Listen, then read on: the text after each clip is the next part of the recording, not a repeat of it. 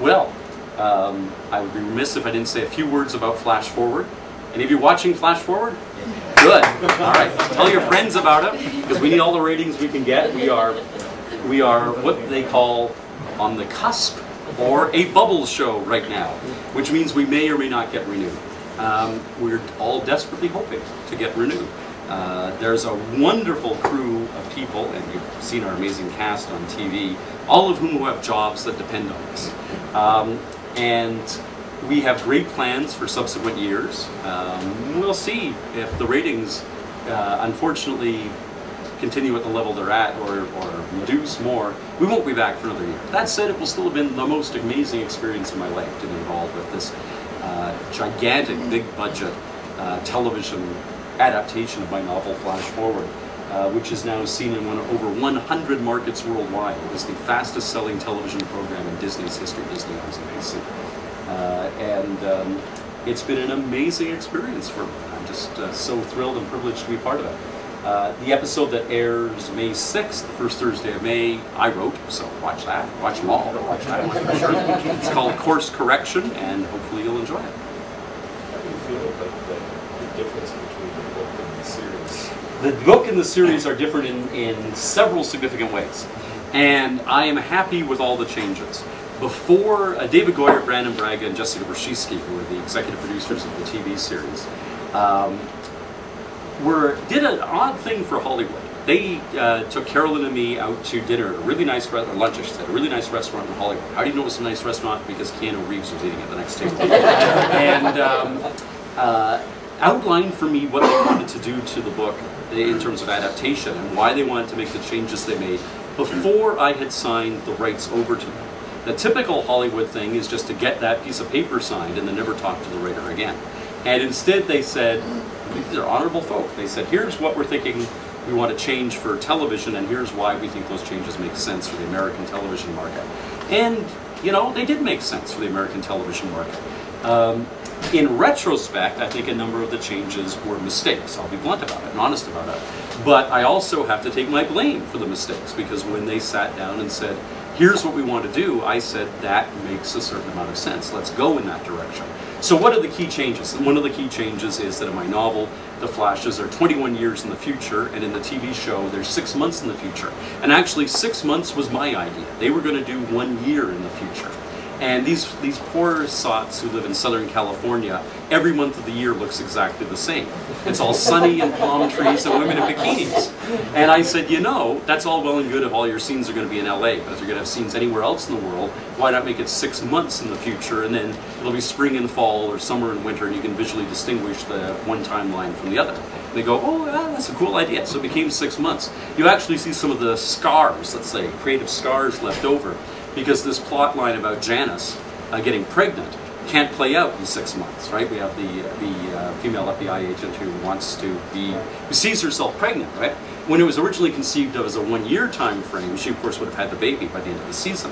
When we compressed it to 6 months, it became a very difficult story to tell. That said, I think we're doing really good stuff with the story. And no spoilers, but watch tomorrow to find out how Janice gets pregnant. So, big episode tomorrow night. Big episode tomorrow. Yeah, no spoilers. No, I didn't tell you how she gets pregnant, but if you miss it, you'll kick yourself. Damn, I didn't get to see that happen. So that change made sense, I thought. Another reason for the 6 month change, or I didn't tell you why. They made that change because we have one of the best looking casts in television. You know, Peyton, who plays Nicole, was a model before she was an actress, and Sonia Walger is gorgeous, and Joseph Fiennes, my wife, constantly reminds me, is gorgeous, and Jack Davenport, who was Lloyd Simcoe, was gorgeous, and Christine Woods, who plays Janice, is gorgeous, Gabrielle Union, who plays Zoe, is, you know, I mean, takes gorgeous to the nth level. She's stunning, and were we going to take this incredibly beautiful cast and make them look haggard half the time by making them all 20 years old? And the decision was taken that, no, A, that's a big production hassle, B, you know, we got these beautiful people, let's have them look as beautiful as they can, and C, there's always a believability question with aging actors. Are they going to, you know, for 1 second they start to look like they're made up instead of looking real, then you have a real problem. So 6 months instead of that.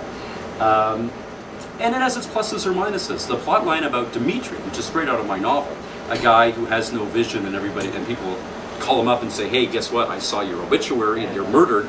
That's straight out of my book. And that did not have an immediacy in my novel. I had a 28-year-old guy who knew he was going to be dead when he was 48. Well, cry me a river. And, you know, who worries, you know. That's right, yeah. But 28-year-old guy is going to be dead before he's 29. That's got an immediacy to it. So that one worked better, right? The second thing was, main characters of my novel are physicists and engineers. And ABC said, nobody in American television is ever going to watch a TV show about physicists and engineers. unless, as it turns out, because it became the breakout from the #1 comedy on American television now is Big Bang Theory about physicists and engineers. and you know, ABC is now, and if you watch the show, how much more are our physicists in the foreground? Simon and Lindley, that's no longer, I don't know if we can have that technical stuff in there. So we'll go for that.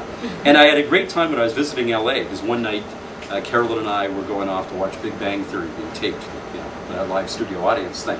And so I got to say to the writing staff as I was leaving for the day on FlashForward, later dudes, I'm going off to watch the other show about physicists. And that change, you know, in retrospect, I think was probably a short-sighted change. And the other thing was, but that led to it being about cops. You know, ABC basically said there are only 3 kinds of professions Americans will watch: lawyers, doctors, and cops. Pick any 2 and make your series. So we picked cops and doctors, and we decided not to do lawyers. And then we thought, what the hell? We'll bring Zoe in, and we'll have the most gorgeous lawyer on television, Gabriel Union's character. So we would have a really hot lawyer. But that was very narrow thinking on the part of the network. But it all made a certain amount of sense at the time, and I think we've acquitted ourselves reasonably well given the choices that we made. Anybody else? Comment or question? Yes. A question on the ratings. Yes. There was a string once on your Facebook where people were talking about PVRs. How does that get counted towards ratings? Like, is Big Brother watching us through our PVR? Yes, your PVR reports back to the mothership when we're watching. And so we get ratings points for, you get a ratings point, the ratings get revised over the course of the week. The first set of ratings, and they get revised, the PVR figures come in. And PVR figures are, same day PVR viewing counts high, is important. Next 48 hours PVR viewing is still considered important. 72-hour later PVR viewing, and they actually tally it right through the following week if it's watched in the first week. After that, they give up, because if your PVR is like my PVR, there's shows that have been on it for years that you're never going to get around to watching. Right? So the fact that you recorded it does not count for ratings. You have to have actually played it back. And yes, lo and behold, your PVR, with anonymized data, it's only geographic data, but does report back that everything that was watched. Yeah, interesting, eh? So that's interesting.